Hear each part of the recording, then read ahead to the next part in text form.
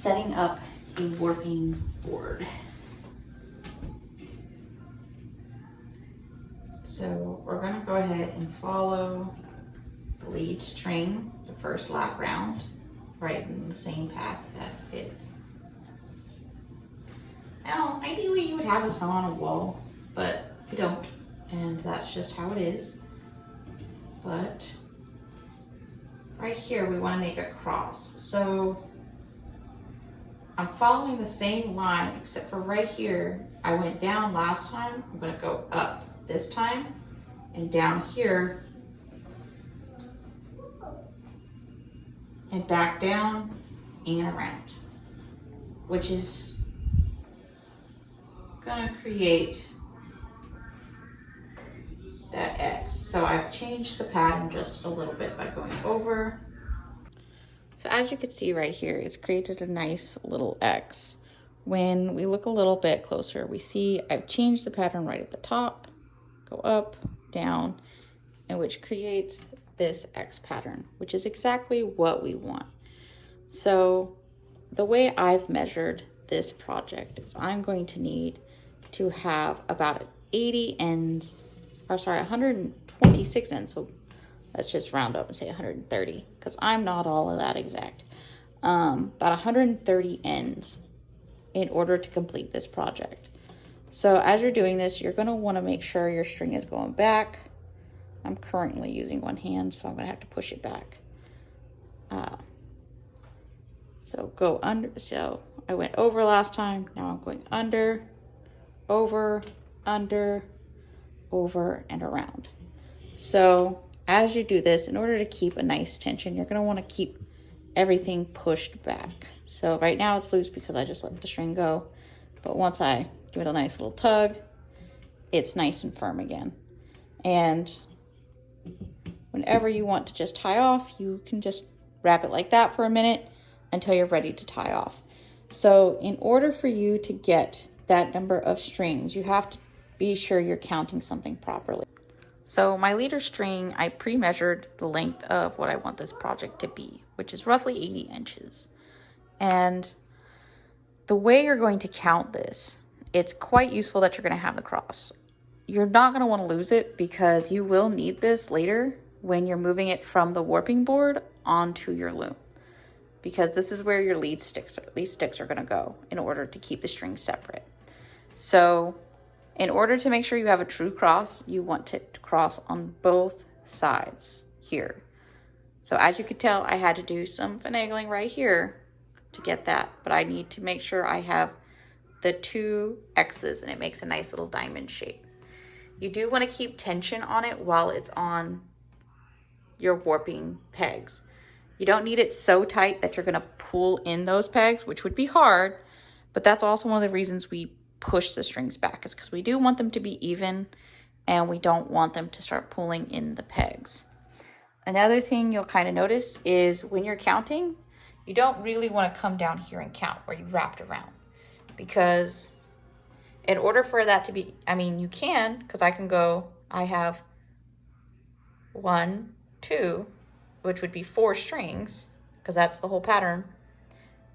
But it's not officially 4 until I come up here, because this is where my pattern starts. So in order for it to be a full wrap, it needs to go all the way around.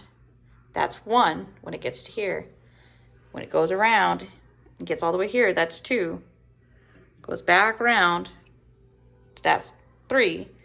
Goes back around, and then that's 4. So in order for this to be a complete 4 that I want to count, it has to be all the way here. If I just go, oh, it's here, and I cut it and tie it off, then I actually don't have 4, I have 3. So that's definitely something to keep in mind when you're warping. You can always count your threads either on the end here, or up here would be better, or you can count them up here. So I can go right here to where my lead is, and you'll see, if I look, I have 1, and then 2, 3, 4. And because of that, they're always going to be kept separate at the cross. It prevents the strings from tangling, so you'll always have an exact count there of what you actually have. So when in doubt, you can always check your cross in order to make sure you have the right amount of strings. So I'm gonna keep doing this and we'll come back. So another great question that actually comes up is, how do I know I'm not gonna make a mistake? So if I try to come above here when I'm supposed to go under, whoop, that string will line up. If I go under and over, and I decide to go over 2 instead of just the 1, again, that string won't line up. So it will always go smoothly with the cross if you follow the cross. Because if you break it at any point, like I come up here, okay, I'm gonna go straight instead of under. Oh, nope, doesn't work. I gotta go under. Gotta go this way. Oh, I don't go with the line. It's not going. It's going to break the pattern, and that's gonna let you know you're actually going the wrong way. And then you can just go back and correct it, because it will create an uneven line for you in the process. So that's always something you can watch for in order to make sure that you're keeping your cross clean. So here we are. We've got the amount of wraps we need, and the way we can count that real quick is I went ahead and separated as I did it. We have 10 here, so that's 20 strings. So let's go ahead and just count. 20, 40, 60, 80, 100, 120, and then right here we have 5, which gives us 130. So we have 130 strings. We're going ahead and reach the end. So now we just need to tie off. And to do that, we're just gonna go ahead and break this string. So we go ahead and just break it off, tie it on, and then we have that nice and secure there. Now, before we take this off, we are going to need to secure it, because the last thing you want is to take it off and then it all get tangled up, because a warp under tension is under control. String, when it's not under tension, becomes chaos, and you will spend the entire time untangling it, lose your mind, pull your hair out, and throw it all away. So let's save you that trauma and go ahead and just show you how we tie off real quick. So first, we're gonna want to tie off by getting into these little crosses. We wanna make sure we save the crosses. And it's okay if you pick up that leader string when you do it. I just go ahead and grab some string that I have lying around from a previous project. I have it in little loops right now. What I'm gonna do, sorry, I'm trying to do this where you guys can see it. So I'm gonna make sure I get all the strings, go under. I'm actually gonna come up through the other side with that string and boop, pull it through. So now I have the string, and that is all. Oh no, I missed one. I'll have to go back under. But make sure you get all the strings right there. You see I missed one, so I can just go ahead and go back, because when you pull it tight, you'll see if you missed one. So you see we got that one nice and secure. I'm gonna go ahead and come back here while I tie up the rest of the locations, and then show you a close-up in just a minute. So we'll take the rest of our strings. I'm gonna go over to this other cross here, make sure I get all the strings with my finger, and then I'm gonna push this string through on both sides, right in between, pull it up. And I like to just go ahead and do a quick, simple little knot. Make sure I got all of them. Yep, I think we're good. Okay. Go ahead and tie that there. And got just a simple little knot. And then I'm gonna tie one on each of these ends down here. So if you wanna leave out your leader string, you can. I find that it's easier just to go ahead and tie it in. And then whenever you start the warping process, just pull it out and throw it to the side. And you can always save it. If you'd like, you can just put a marker on it, you know, like a little tag or just whatever, so that you know in the future how long that one is. So you can go, okay, this is my, so if you regularly make stuff that's say 3 yards long, you go, okay, this is my 3-yard leader.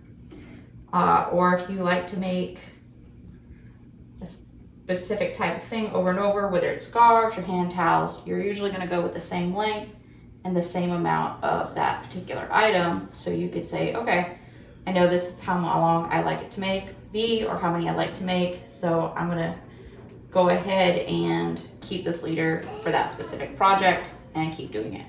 So I tied off both of the ends and I've tied off both of the crosses. So after that, about 1.5 yards into the project is where you want to put the choke, which I'm gonna go with right here. That seems about right. So this is about midway in the project, and you're gonna tie it off nice and tight so that later it doesn't tangle up. Now, if you have a really long project, you may decide that you want to do more chokes, but I am not doing a very long project, so I will only do the one right there. So as you can see, these are just simple little hand over knots. I don't usually like to cut them, so I will try to untie them, but I do use a contrasting color. So if I do end up deciding just to cut them, their string is facing a different way, not the same way as the warp, and they are not the same color, so it's a little bit easier to make sure I don't have the warp in there. Also, you can always just trim the tip of the knot off, and that will save your warp. So right now, it is nice and secure. So if we want, we can pull this off, and I'll go ahead and start sliding it off. Okay. Oops, sorry. So you'll see, we'll kind of pull it off pretty evenly because otherwise it doesn't like to slide. Because again, all of this is under tension. So if you're not moving all the string, the tension is going to become uneven and it's going to be very difficult to move. So you see, this is why it's so important that you have all of the strings tied in. And you can see right here that I do with this little, although it matches the color of the leader,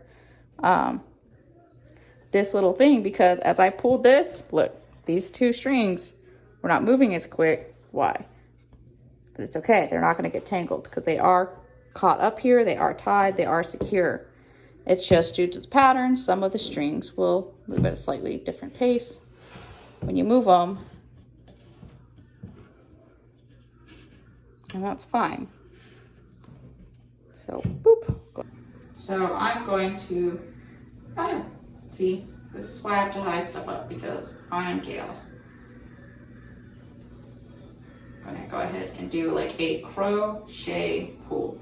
So usually you would have less slack in it, but I am quite clumsy and I've knocked it all uneven, as I am prone to do, which is something that makes the idea of having these chokes and all of this stuff so important.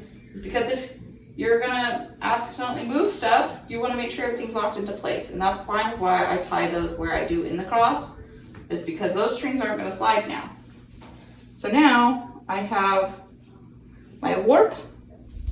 It is not going to be knocked apart. It's not gonna be anything like that. I'm gonna go ahead and just loop this right here. So when I'm ready to use it, I can just unloop it. Now, the real trick for when you unloop it, see right here, it won't fall apart. So if I try to do that, it won't, because I've went ahead and crocheted it. But if I undo that part and then I pull and I just give a little boop, it all undoes.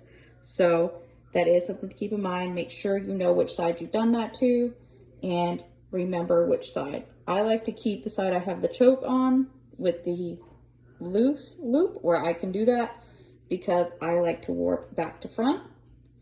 And I'll see you in our next video where we will be doing some warping.